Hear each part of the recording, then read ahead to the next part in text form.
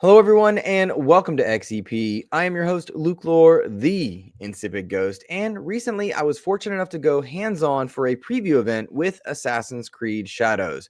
This event was roughly 3 to 4 hours and allowed us gameplay for the prologue through some of the story missions. It was pretty darn impressive overall.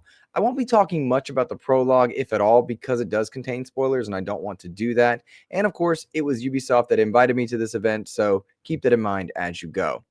Well, first off, guys, I want to say this is the most excited I've been for an Assassin's Creed game ever. What I experienced early on truly was beautiful, it was violent, and it was art in motion, which we sometimes get in video games in a very special way.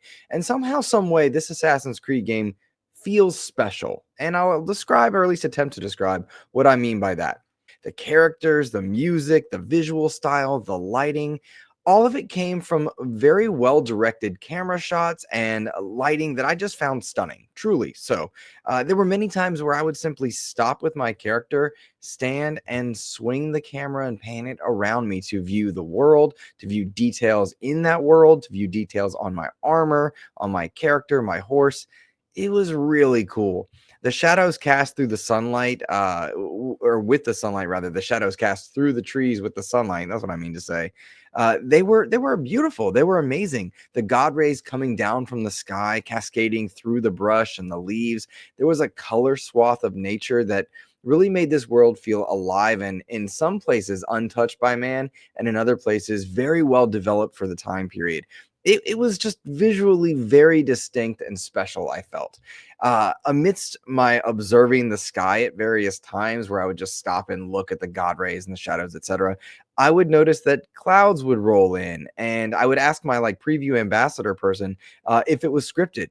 It wasn't, which I thought was that much more cool. This happens dynamically in the world. They essentially have a 2 to 3 hour weather system that occurs dynamically, and what that means is if you are going through the world, snow rolls in, rain rolls in, and you're in a mission that calls for you to talk to an NPC, the camera will zoom down, and then you'll have that conversation while it's raining. The raindrops will be pelting off of your armor. You'll bear witness to different things, your hair getting wet, stuff like that. It was really cool because it doesn't happen all the time. So sometimes, like, one person playing may have this at nighttime.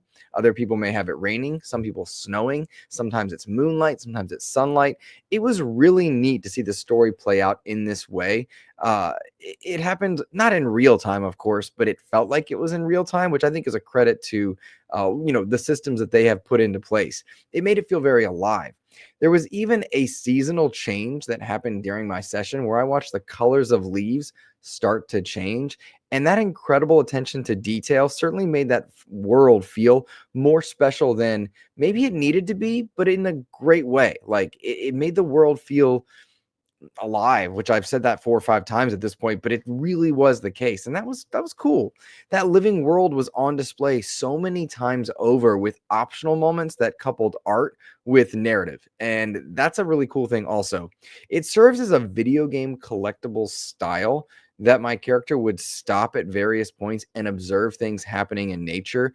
Again, a video game collectible to walk up and see a bird kind of dealing with water, like down there in water, messing with its feathers and stuff. But my character, we slow crawled up to it, we stopped, we looked, and then my warrior of a character stopped and pulled out paint and brushes and painted this dynamic world. It was beautiful rather than cheesy, which again sounds funny to say out loud, but it really was impressive. Another time I came upon two deer fighting dynamically within the world, and had I been more aware and attuned to what I was doing, I could have stopped and watched that scuffle play out. It was very, very cool. Equally helpful in making that world feel alive, though, was my experience watching the characters interact with their world. These characters were very involved, and these characters were ripe with their own personalities. They had their own backstories.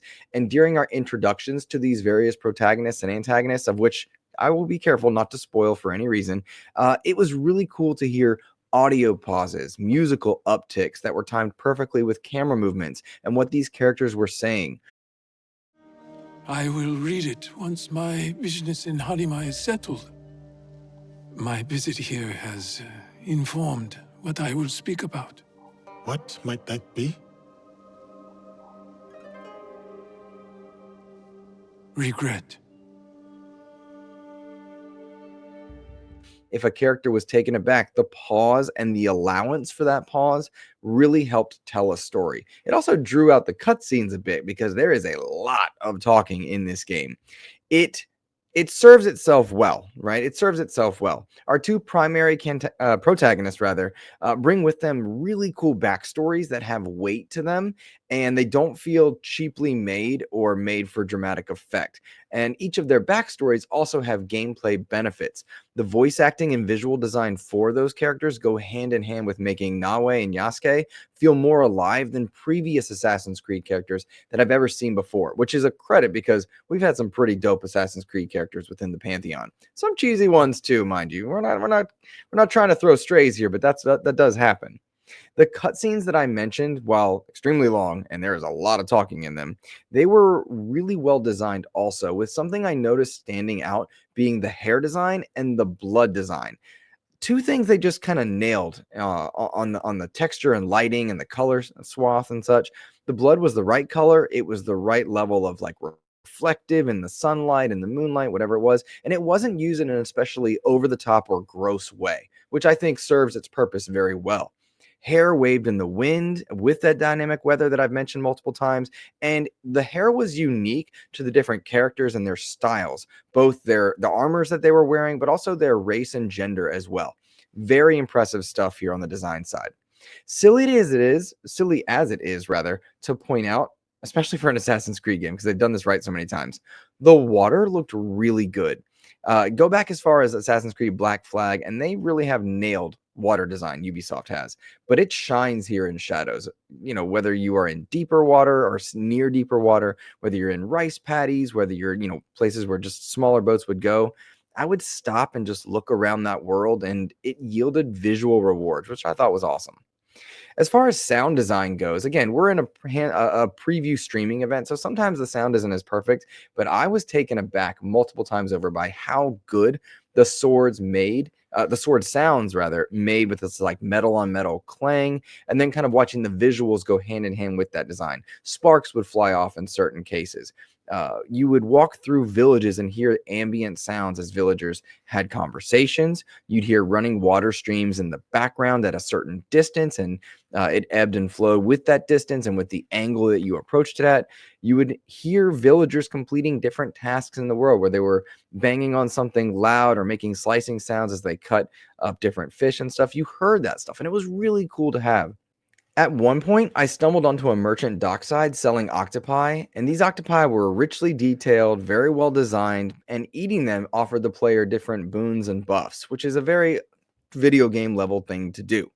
And the video game elements of a Ubisoft open world can be overwhelming at times. And you do get a chance to explore some of that here in Shadows, but I wasn't overwhelmed by it. Around the open world, for more buffs and boons, you do get shrines that await you to be prayed at, and there are ripe areas for you to discover with that different regions of the map, I should say. So, like, you might be stumble upon a shrine, get your buff there, and then move through the world untouched, as it were, for a good while. There is a lot to discover on this map, and there's a lot to do, which at times, at least in years past, Ubisoft Game Pass, I found myself overwhelmed with icon to-do lists, as it were. I don't know if it was the limited time experience that I had with Shadows, but I did not feel weighed down by that here, which I think is a credit to the game. Sometimes those open worlds and all the things that you're supposed to do to check off for achievements or trophies or to get this armor or that, it can just be too much.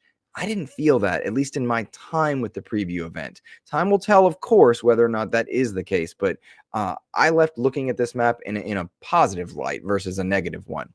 The map does have areas that we didn't explore, many regions and areas that we didn't explore for that matter, but each of them we do know brings with them their own design. And one of the things I thought was kind of cool was that if you have a rough reputation in one region, you won't take that reputation with you to another. My preview ambassador talked to me a little bit about this. I asked if it was similar to Outlaws in some ways. It's not necessarily going to be as robust, which I think is a good thing, right? I can kind of cause havoc in one area, be okay in another. I like that element of it. Take that as you will. I think there's more to discover in that realm, of course, but early on, I was pleased with what I saw on that respect.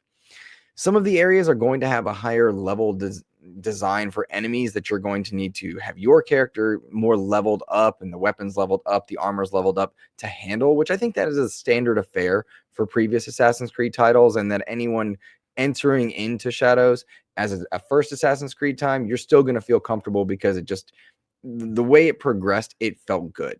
For our demo rather, we played through several different story heavy missions. And so again, spoiler reasons, we're not talking about the prologue, we're not talking about a lot of it, but I will say there was a lot of talking, and I mean a lot of talking. Man, there were parts where I was like, am I watching a movie here? The movie was good, the voice actors were fantastic, the writing was wonderful, but it was a lot. I was watching a lot of cutscenes. And so while I wasn't bothered by it, I was surprised. I expected to be doing more playing than watching early on in the game, but my understanding is that subsides a bit after you exit out of the early hours of the game. And when you're into that more open world, you get to more direct how much you play versus how much you see kind of thing. Our introductions to Yasuke and Naoe were early on in that prologue. Again, not talking about that part for spoiler reasons, but I'll say this. I like them both a lot. I really did like them a lot. Their backstories are rich and there are reasons why they are who they are, and I never felt a tokenization of anything about them, which is a credit to the team because if you're writing a black samurai or a female shinobi roaming the lands at this time period, I feel that could be handled very poorly. And I didn't feel that was the case in Shadows. In fact, it felt good. It felt like none of it was tokenization. It felt like they were richly explored. And so credit to there. I will talk about both of them briefly here. Yasuke, that is a samurai that is strong. He's bulky. He's powerful. He's more the brute of our two protagonists that are playable, which is Naoe and Yasuke.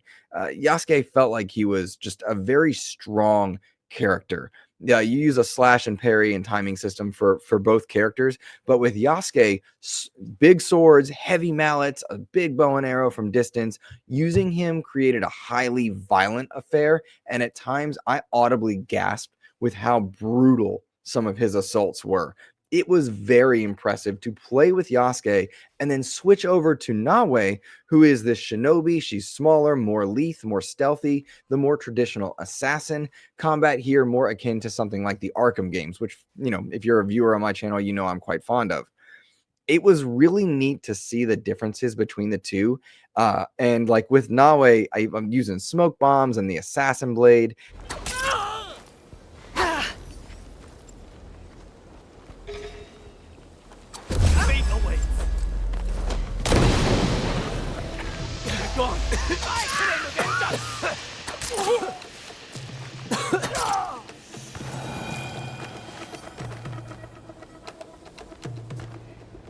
I found myself able to traverse the world more easily as Naoe. At one point, so this was neat. There was a compound I came up, and I was Yasuke early on. I went to walk on a rope, and the rope collapsed under my weight, causing all of the enemies to hoard my area, and I fell under attack. And it really was a tough time. I did not make it through that one, and so I got absolutely destroyed. A bit of a skill issue, but also just the drawbacks of being a heavy bulky character and going into that particular compound.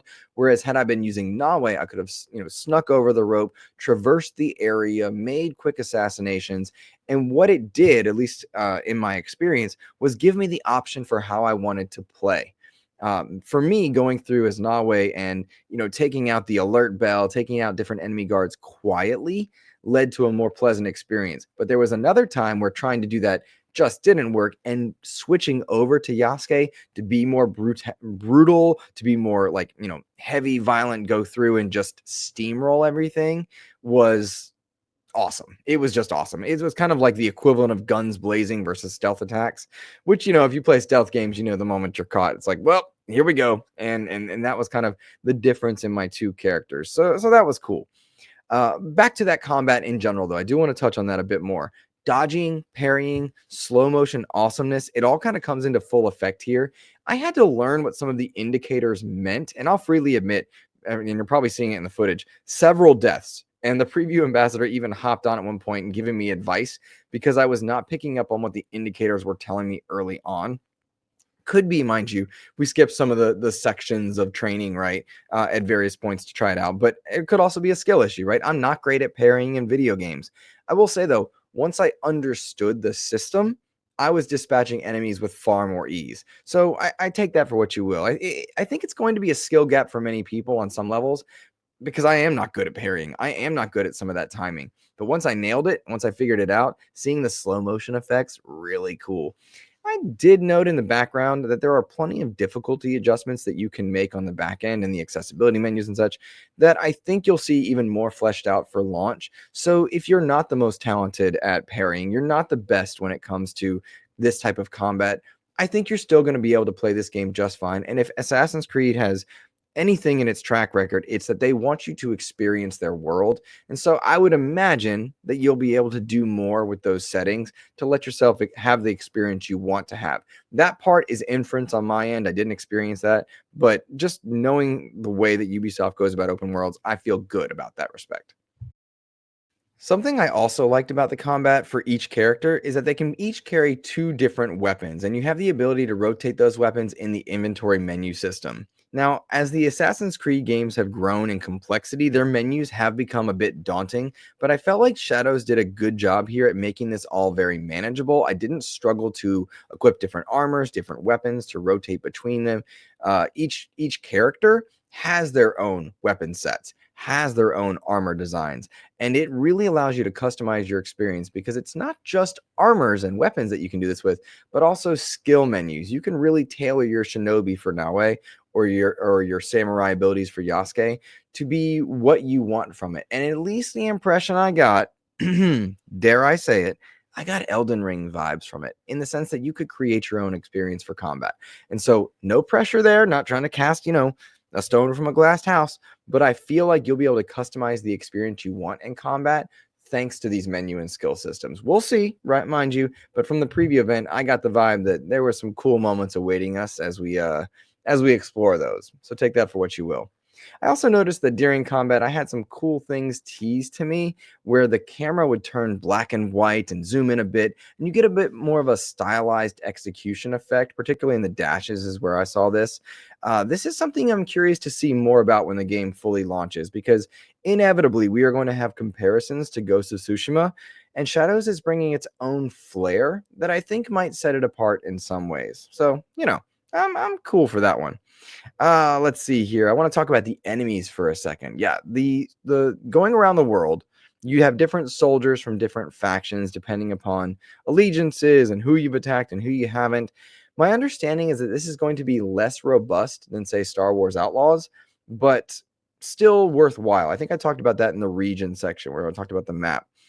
I did feel like a couple times I would come upon these different fights between bandits and those soldiers, but honest to goodness, guys, I could not tell the difference between which faction was which, and I just attacked everybody. I wonder if, like, more hands-on time, I'd be able to visually distinguish the two, but I'll be honest, I kind of wanted a color indicator on the map. Just tell me who's the bad guy, who's the good guy, if they're a gray area. That truly might exist. I just didn't catch it in my preview event, so take that for what you will. One of the dope things, though, about these bandits, these enemies, whatnot, were the medium level bosses that I came across. They were really neat. So at one point, I was Yasuke and I was wrecking shop, as it were, but I did not get to the guy to stop him before he rose an alarm. And so what essentially happened was this death squad kind of showed up, and they seemed to be called in and kind of hunt me down in this area. I did not survive, but they had really cool armor and it stood out in its style. It was stylized. It was cool. I thought it was awesome. So take that. One thing though that I couldn't get over, and it bothered me. I don't know why it bothered me. I'm probably just gonna kept killing me. I did not enjoy being shot. That's an obvious statement, right? The musket characters are very slow, but they are debilitating. And they were, at least in one of these sections, there were so many of them that I just got pelted with, musket shots, and I just went down very quick. It got me into more trouble than I would have liked to admit. And I go back to, I think maybe I was using the wrong character at the time. I should have been using Naoe, not Yasuke. I don't know. All right. So that's kind of my basic experience overall. What I will say is this preview event did exactly what a preview event should do. I was several hours removed from playing the game, and I only wanted to play more of it. That is the absolute highest compliment I can throw towards Assassin's Creed Shadows. Uh, A lot of people have a lot of opinions about Ubisoft, and I can respect them, but make no mistake, the time spent by the team, whether it was in the delay or just the time spent creating Shadows, it is paying dividends here. More than ever, I am excited for an Assassin's Creed game. More than ever, I am excited for Assassin's Creed Shadows. This looks to be shaping up extremely well, and after playing it early on, I only want to play more. That's going to be it for me, guys. Please consider subscribing, dropping a like, supporting XEP however you're able to as we continue to expand our coverage. That's going to be it for me. Have a fantastic rest of your week. Take care.